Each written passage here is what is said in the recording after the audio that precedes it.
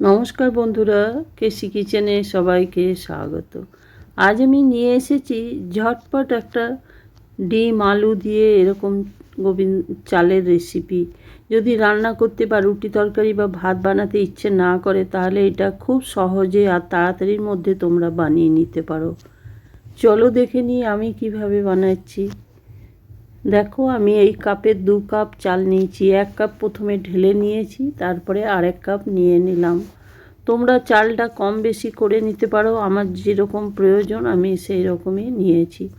এবার চালটাকে খুব ভালো করে ধুয়ে নেব, খুব ভালো করে, যতক্ষণ না ঘোলাটে জলটা বন্ধ হচ্ছে বেরোনো ততক্ষণ পর্যন্ত 3 বার 4 বার ধুয়ে নিলাম। ধুয়ে আমি 15 থেকে 20 মিনিটের মতো ঢাকা দিয়ে ওইদিকে জল ঢেলে ভিজিয়ে দিলাম। 15 মিনিট পরে ফিরে এসে দেখো একটা কড়াই চড়িয়েছি, তার মধ্যে কিছুটা সাদা তেল দিলাম। আমি এইটা পুরোটা কিন্তু সাদা তেল দিয়ে করব, তোমরা ঘি দিয়েও করে নিতে পারো। তারপরে 4টে ডিমকে আমি আগে সেদ্ধ করে রেখে দিয়েছি, আর মাঝখানে একটু চিরা লাগিয়ে ভালো করে ভেজে নেব। তোমরা তো অনেক রকমভাবেই এরকম ডিম আলু চাল দিয়ে বিরিয়ানি বলো আর যে এক পাকেই সেদ্ধ বলো, যেটাই বলো, এটা তো তোমরা অনেকে অনেক রকমভাবে বানিয়ে থাকো। আমি যেভাবে বানাচ্ছি সেইভাবে একদিন বানিয়ে দেখো, খুব তাড়াতাড়ি হয়ে যাবে এই খাবারটা। আর এটা তোমরা যদি ডিনারে বা লাঞ্চে ঝটপট যদি কোথা থেকে এসে বাইরে থেকে এসেও বানিয়ে নাও, খুব সহজে এটা হয়ে যায়। আর বাচ্চা বড় প্রত্যেকেই কিন্তু এটা খেতে বেশ পছন্দ করবে। দেখো, ডিমগুলো আমার ভাজা হয়ে গেল। হয়ে যাবার পর আমি ডিমগুলো উঠিয়ে নিলাম। আরও আমি 1 চামচের মতো এটাতে তেল দিয়ে দিলাম, সাদা তেল। এইবার আমি কিছুটা গরম মশলা দেব। দেখো, আমি গোটা জিরে দিলাম, তেজপাতা, 6-7টা এলাচ, লং, আর দিয়েছি দারচিনি স্টিক, আর তার সাথে একটা শুকনো লঙ্কা। এরকম গরম মশলাটা দিয়ে দিলাম তেলের মধ্যে। তারপরে এটা বেশ ভালো করে একটুখানি নেড়ে চেড়ে নেব কয়েক সেকেন্ডের জন্য। খুব বেশিক্ষণ কিন্তু এটা নাড়া চলবে না, তাহলে কিন্তু এটা পুড়ে যাবে। এরপরে দেখো, এটা ভেজে নিলাম গরম মশলাটা। এরপর আমি একটা পেঁয়াজকে কেটে রেখেছি লম্বা করে, সেই পেঁয়াজটা আমি এটার মধ্যে তেলের মধ্যে দিয়ে দেবো। তেলের মধ্যে দিয়ে দেওয়ার পরে বেশ কিছুক্ষণ ধরে সময় নিয়ে এটাকে ভেজে নেব পেঁয়াজটা।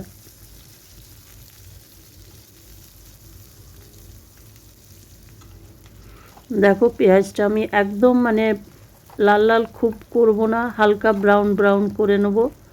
পেঁয়াজটা ভেজে নেব এইভাবেই। খুব বেশি করে দিলে কিন্তু এটা পুড়ে যাওয়ার ভয় থাকবে পেঁয়াজটা। এরপরে একটা আলু বেশ বড় বড় করে কেটে রেখেছি, সেই আলুটা আমি দিয়ে দিলাম। আলুটা দিয়ে দেওয়ার পরে আলুটাও বেশ কিছুক্ষণ, প্রায় 1 মিনিটের মতো ভেজে নিলাম। দেখো, আলুটাও একদম হালকা ব্রাউন ব্রাউন হয়ে গেছে। এবার আমি একটা টমেটোকে লম্বা করে কেটে রেখেছি, সেটা দিলাম, আর কয়েকটা কাঁচা লঙ্কা। কাঁচা লঙ্কাটা আমি একটুখানি মাঝে মাঝে কেটে দিয়েছি। তোমরা যদি বাচ্চাদের জন্য বানাও তাহলে কিন্তু তোমরা ঝালটা বুঝে দিও। এরপরে দেখো, 1 চামচের মতো আমি আদা রসুন পেস্ট দিয়ে দিলাম। আদা রসুন পেস্টটা দিয়ে দেওয়ার পরে খুব ভালো করে কিন্তু এটাকে ভেজে নিতে হবে, নাহলে কিন্তু পুরো চালটার মধ্যে রসুনের গন্ধটা চলে আসবে, তাহলে তার সমস্ত টেস্টটা নষ্ট হয়ে যাবে। গরম মশলাটা দিয়ে প্রায় 2-3 মিনিটের মতো এটাকে আমি কষিয়ে নেব।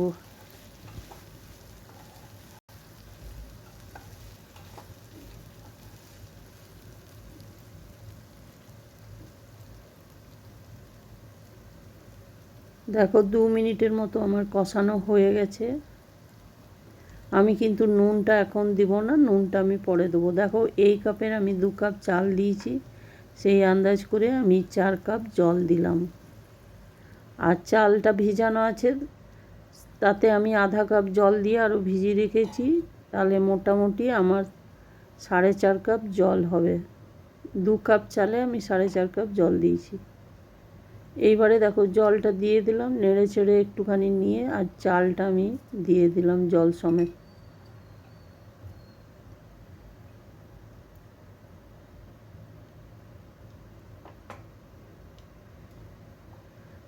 চালটা দিয়ে দেওয়ার পরে একটুখানি বেশ ভালো করে কিন্তু চারদিকে নাড়িয়ে দিতে হবে, তাহলে কিন্তু চালটা খুব সুন্দর সেদ্ধ হবে, দলা পাকাবে না।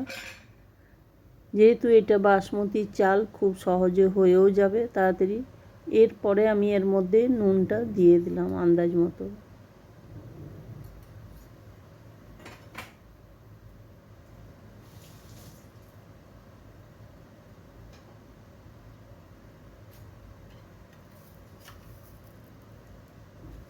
নুনটা দিয়ে দেওয়ার পরে দেখো আমি 1 চামচের মতো, বড় চামচের 1 চামচের মতো চিনি দিয়ে দিলাম, কেন কি এটা একটু খাট্টা মিঠা হবে, তাহলেই কিন্তু খেতে ভালো লাগবে। এরপরে দেখো আমি আধখানা লেবুর রস, চালটা একটু ঝরঝরে করার জন্য লেবুর রসটা দিয়ে দিলাম। লেবুর রসটা দিলে কিন্তু চালটা একদম ভালো থাকবে, সাদা সাদাও থাকবে, আর তোমার ঝরঝরেও হয়ে যাবে চালটা। এরপরে এটার মধ্যে আমি ঢাকা দিয়ে প্রায় 10 মিনিটের মতো রেখে দিলাম। 10 মিনিট পরে দেখো ফিরে এসে দেখাচ্ছি, চালটা একদম ওপর দিকে ভেসে গেছে, আর প্রায় সেদ্ধ আমার অনেকটা হয়ে গেছে, প্রায় 70-75% সেদ্ধ হয়ে গেছে চালটা। আর এর মধ্যে এখনও কিছুটা জলও আছে, যেহেতু আমি এটা লো ফ্লেম করে রেখেছি, সেই জন্য চালটাও সেদ্ধ হয়ে যাবে আর জলটাও কিন্তু থেকে যাবে। এরপরে দেখো আমি ডিমগুলো যেগুলো ভেজে তুলে রেখেছি, সেই ডিমগুলো আমি এটার মধ্যে দিয়ে দিলাম।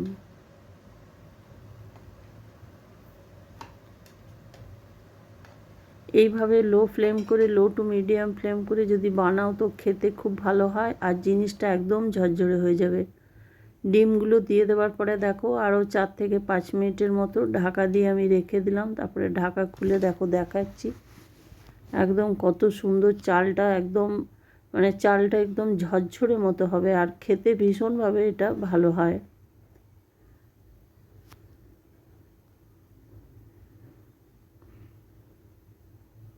তোমরা এটা কিন্তু কুকারেও বানিয়ে নিতে পারো, তবে আমি কড়াইয়ে বানিয়েছি।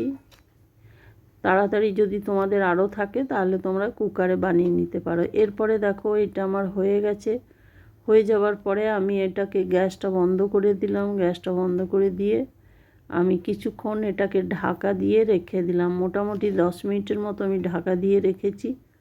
চালটা একদম যেটুকু জল থাকে একদম টেনে নেবে। টেনে নিয়ে দেখো চালটা আমি চিপে দেখিয়ে দিচ্ছি, একদম হয়ে গেছে আমার বিরিয়ানি, ডিমের বিরিয়ানি। আর খেতেও ভীষণভাবে ভালো লাগে, আর যেটুকু জল থাকে সেটা টেনে নেয়। তারপরে দেখো আমি উঠিয়ে একটা থালার মধ্যে সার্ভ করে দিলাম।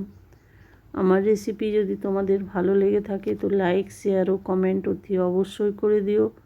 নতুন বন্ধুদের সাবস্ক্রাইব করার অনুরোধ রইল।